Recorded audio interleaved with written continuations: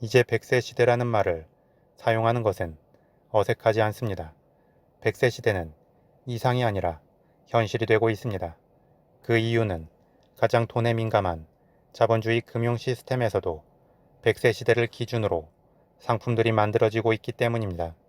그런데 100세까지의 장수를 기대하는 심리가 커질수록 그냥 오래 사는 것보다 건강하게 오래 사는 것에 대한 관심도 높아지고 있습니다. 삼성 자산운용의 2016년 자료에 의하면 현재 사람들의 기대 수명이 82.4세인 것에 비해서 건강 수명은 64.9세라고 합니다. 이는 근 15년의 시간 동안은 이런저런 질병 속에서 불편하게 살다가 죽는다는 것입니다.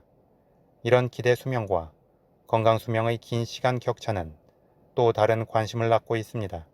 즉, 질병 속에서 아등바등 버티기보다는 안락하게 죽고자 하는 것입니다.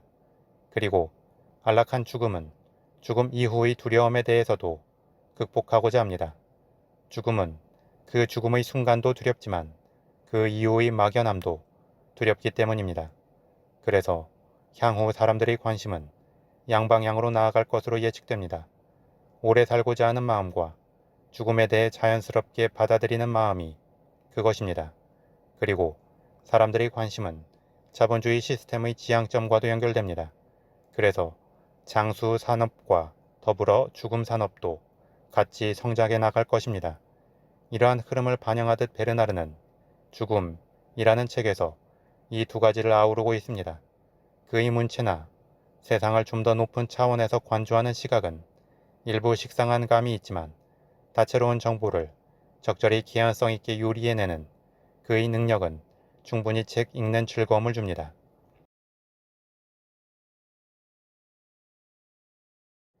이 책의 주인공은 가브리엘이라는 작가입니다.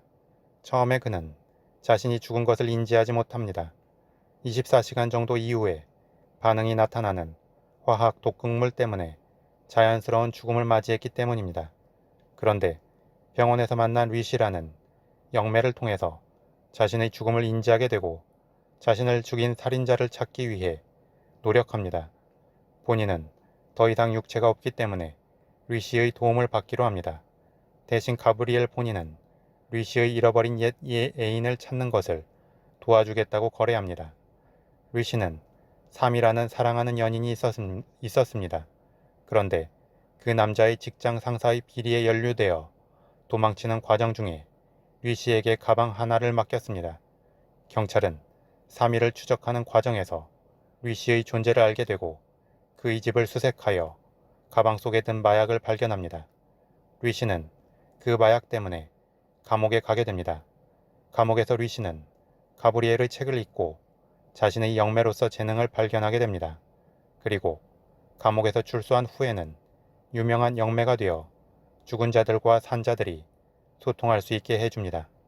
그러다가 죽은 가브리엘을 병원에서 우연히 만나게 되면서 인연이 시작됩니다. 가브리엘은 처음에 자신의 죽음에 대해 쌍둥이 형 토마를 의심합니다.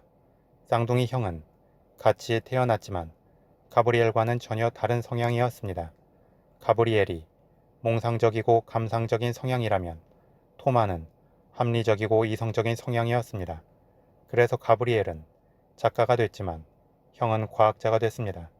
그런데 형은 가브리엘에 대한 질투심이 있었습니다. 그래서 종종 의견 대립도 하고 가브리엘이 사귀는 여자들에 대해 연정을 품기도 했습니다.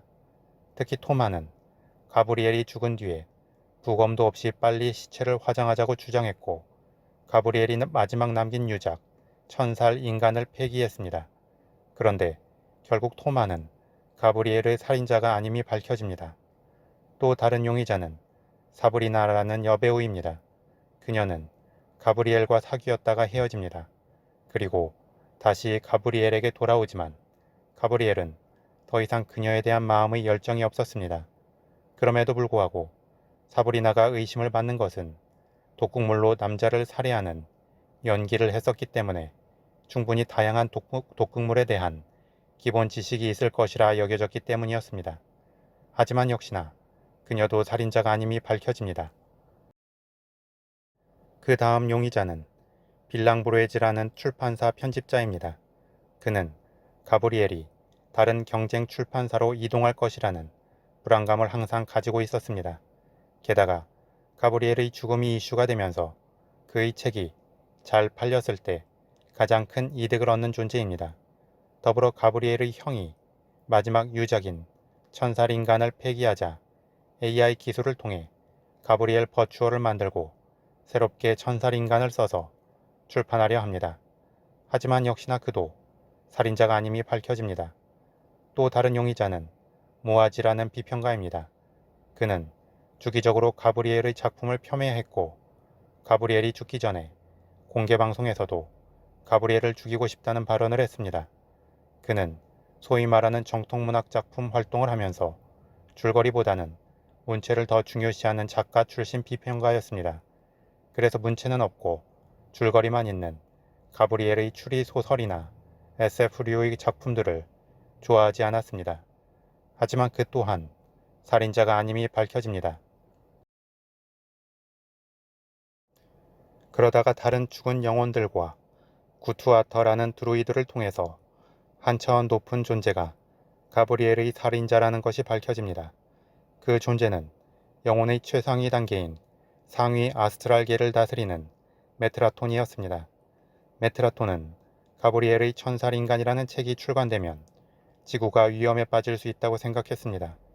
왜냐하면 일반인들이 천살까지 사는 것에 대한 기대감을 갖고 과학자들은 실제로 가브리엘의 책에서 영감을 얻어 기술적 완성을 이룰 수 있는 여지가 있었기 때문이었습니다. 그렇게 천살까지 사는 게 일반적인 상황이 되면 지구의 인구 증가와 함께 그 파괴와 오염도 커질 것이라고 메트라톤은 생각했습니다. 더구나 사람들은 긴 인생 때문에 권태감에 빠질 수 있고 순간순간의 삶에 대한 가치도 떨어질 수 있다는 생각도 가브리엘을 죽인 이유였습니다. 그래서 메트라톤은 몽유병이 있는 지슬렌이라는 여자를 시작으로 크로스, 낭망박사 등을 움직여서 가브리엘이 자연스러운 죽음을 맞이하도록 한 것이었습니다. 한편 위시의 남자친구인 사미는 스위스로 도피하여 얼굴 성형을 하고 이름까지 바꾼 뒤 다시 프랑스에 돌아와 살고 있었음이 밝혀졌습니다. 그런데 사미는 처음부터 착한 사람이 아니었습니다. 위시를 다시 만난 후 반가운 척 하긴 했지만 다시 그의 친구인 인신매매단에 위시를 넘깁니다.